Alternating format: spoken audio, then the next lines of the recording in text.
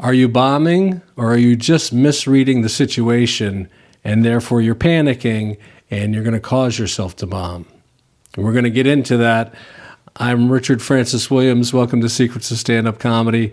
I'm going to tell you everything I know about stand-up so you can realize your full potential as a stand-up comic. If you haven't already, subscribe to the video, hit the bell notification, because I make these more infrequently now.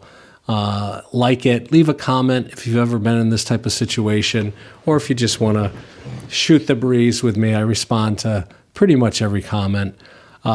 Before I get into that, I want to give you a quick update on the one-on-one personal sessions with me.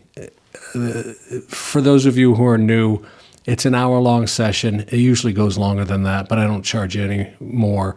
I go through whatever material and video you send me. I give you advice. I punch stuff up, give you advice about your career, whatever you want.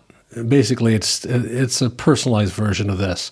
It was $100 per session for April and May. I knocked it down to $50 a session. I said that I would raise it. I am raising it, but only to $75 instead of $100. I know that money's still tight for people. This should be more than reasonable. You get so much out of it. If you're a comic that I've done this with, leave a nice comment talking about how well it worked for you. That'll help. Because, people are trying to scam you out there, and I'm not one of those people. But, I guess you'll have to take my word for it, unless you see some really glowing reviews. Everybody's been happy so far. If I haven't gotten back to you yet, if you've sent me an email, it means I haven't seen it. I've had a couple people, they go into the spam folder, and I don't check that, and it deletes it.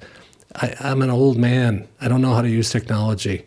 If we have connected, but we haven't yet scheduled the time, it's still $50. If you contacted me during April or May, just follow up with me so we can get that done. A few weeks ago, I was doing a gig at a brewery, and I was headlining, and I was wearing something like this. I had a button-down shirt, but I was wearing this exact jacket. It's important to the story. There was about 35 to 40 people. It was sold out. My cousins were there, the ones I grew up with. They were right to my, right in the front to my right. And personally, I don't like it when people I know are at comedy shows. I appreciate them coming, of course, but I get in my head, they've seen this material, or things could go wrong. Excuse me. And so I don't even look at them while I'm performing. So I try not to, because then it throws me off. Then I want to do stuff just for them, and, it's a whole thing. But I was headlining, and there were 4 of us on the show, and it was nice. They had a little stage set up. There was the bar inside the room. They brew their own beer there.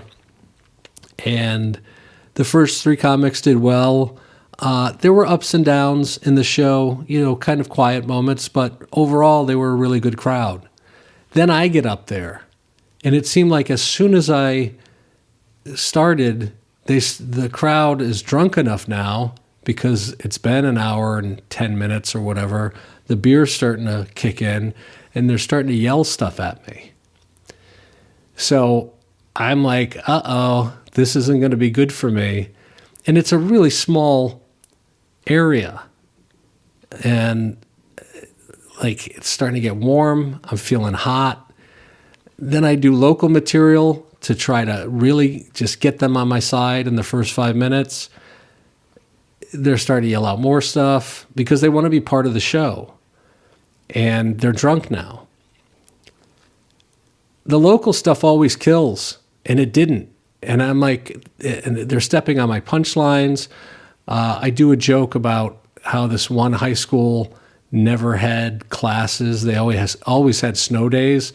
And a lady goes, yeah, it's because they always had snow days. She literally just explained my punchline as I was saying it, or right after. And I'm like, oh.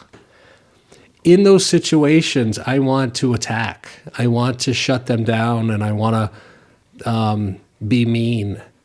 And that's how it usually comes off when I deal with people in a heckler-like situation. Hecklers aren't always people that are trying to disrupt the show. These people were very nice. They were just trying to be a part of the show. They weren't like, you suck, we hate you, nothing like that. They were just talking to me. And then it was throwing off my rhythm. As I said, they were stepping on my punchlines.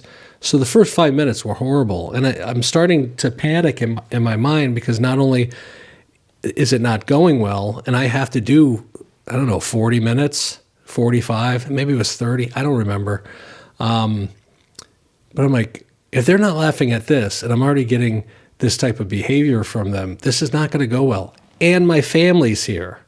Then I'm going to have to explain to them, and they're going to be nice to go, oh, that was bad. And I'm going to, no, it was this. And I don't want to deal with any of that stuff. Then I started getting physically hot, and I'm sweating. And that's one of the things that will happen when you feel like you're starting to bomb. It's called flop sweat. You feel like you're flopping, and so you sweat. Part of what was contributing to that is this jacket. It's a 1970s vintage Anderson Little jacket. Have you ever heard of that brand? They don't make it anymore. They went on. It's polyurethane. It's not leather. It's plastic. It's like a garbage bag or a tire.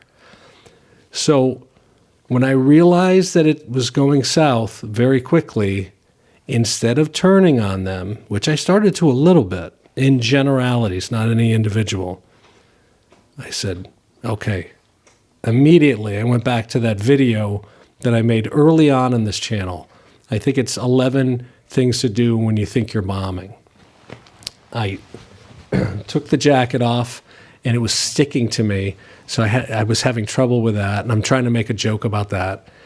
I had a stool placed on stage prior to going up, so I sat down on the stool. And I'm more comfortable when I'm sitting down. That's how I've performed since 2015 because of my balance disorder. And also I like the style of it. I did that, and then I slowed down. Instead of rushing through my material to try to get a laugh from them, I drew their attention in by being a little quieter and slower. I wasn't bombing, but I thought I was bombing. And it could have turned into me bombing. Because in that, this is why it's important to know your environment and who you're performing for. There's 35 to 40 people there. Probably 25 of them all knew each other because it was a local brew pub. There's names written on the back wall of people who are mug club members, or they have their growlers or whatever the hell people do with those places. So if I were to go after one of the people in the crowd, it's like attacking their family in a sense. This is one of theirs. It was like I was doing a private event. So I couldn't do that. And even the owner who was bartending, he's trying to chime in. And again, they're doing it thinking that they're helping and they want to be part of the show. So if I just obliterate one of them, it would have gone way worse. If I rushed through my material, it would have gone way worse, because then I'd come off as needy and I'm doing whatever I can to try to get them to laugh, instead of being confident, taking a moment, shaking it all off, and just relaxing. I'm there to share something with them. They're paying me to tell them what's funny. So I had to quickly do all of this in a nanosecond in my brain. And it worked. Thankfully, it worked. And that comes from experience. It also comes from knowledge. That's why I'm sharing it with you, because I had a real life experience that I had made a video about previously. And it's funny because as I was doing it, I remembered that video. I was like, yep, I gotta do this. I gotta do this. One of the other things you can do is, and I don't know if this is in the video, but engage the crowd to draw their attention back to you. Excuse me. Sometimes that can backfire. I'm not saying do crowd work, but it's almost like fake crowd work. Yeah, I was thinking about getting married. Anybody here? How many, instead of anybody here married, because then it's personalized, how many people here are married by round of applause? You get them clapping. Do you see what that does? Everybody starts clapping that's married. People start looking around. But it gets them involved in a different way. But if I said what I almost said, anybody here married, then it encourages a few people to shout more stuff out. So on stage, I wouldn't have done that. And you saw in real time, I just caught myself. It's little things like that that can make or break a set of yours. And so again, experience will teach you that. But also, if you watch these videos and really absorb what I'm saying to you, you'll be on stage and all of a sudden my goofy face will pop in your head and go, hey, it's not that bad. Just calm down. You're fine. Do your act. I remember an old story. I have to paraphrase it because I don't remember it word for word. I may get some details wrong. So if I'm wrong, feel free to correct me in the comments. Jerry Seinfeld did a corporate show, and he felt like he was just bombing. The crowd was basically silent the whole time. And then afterwards, people from the corporation came up. They were like, you're the funniest comic we've ever had. And he's like, what? And they're like, yeah, you killed. This was so good. And he realized that certain crowds only have so much in them. For them, that was a great reaction. He doesn't know that when he's on stage. And so I had a similar thing happen at the end of that show. I went off, got off the stage, went to the back. The comic that went up right before me, I was like, wow, that was rough. He goes, no, you did great. I'm like, what are you talking about? He goes, yeah, they were like that. You didn't notice that when I was on stage? I said, no, because I'm sitting where you are now. And so whatever they were saying was going towards you on stage, away from my ears. He said, yeah, they weren't talking as much, but they were hit or miss with a lot of the material. And it would be fragmented throughout the crowd. And I was like, wow, I wish I had sat in a different area so I could have picked up on that. He's like, yeah, no, you did really well given the circumstances. And so when I'm not doing well, besides trying to turn on or trying to prevent myself from turning on the crowd, I'll say a joke. I'll do the setup, get to the joke, the punchline. Usually the first punchline is killer, and they didn't laugh at the first punchline. So what I normally would do in the past is I would just cut the rest of it. I wouldn't keep doing it. I go, okay, they don't get this. No, what I did after I got settled in, I kept doing the rest of the bit because there's tags, there's other setups and punchlines. And they didn't laugh at the first tag, but the second tag, they really laughed. And they didn't know that the first punchline was the first punchline. I'm just telling them something. And I'm not advertising it as, ta-da, here's the punchline. That's why a conversational style I like much better than what I used to do, like set up, punchline, set up, punchline.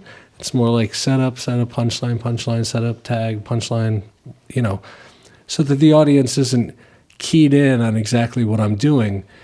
And so the second tag made it seem like that was the first punchline, and it brought all of it together, and then the rest of the tags worked. And then I could continue on, because otherwise, if I would cut after that first punchline, I would have lost, 2 minutes of material. And if I kept doing that, I would have been down to, 20 minutes. I'm the headliner. I can't do that. So you have to stick with it to some degree. You can acknowledge it if it's really bad, but don't be down on yourself. Don't apologize. Never apologize. Don't say it's new material. You have to realize that you're a magician up there. Don't let them know all the secrets. Don't let them know how it all works. You could say, hey, yeah, I guess tonight's not my night. But maybe it will be later because, I'm going to do this, this, and this. I don't know. Whatever you come up with on the spot. But don't panic. What's the worst that's going to happen? You have to face your cousins afterwards. I knew I was still going to get paid. So that's good. I got out of the house. When I got home, Bingo and Willie, who are doing great, were happy to see me. So it all worked out. I hope you enjoyed this. I will see you very soon with another video. And that's it. Bye. Stupid jacket. Ruined my night almost.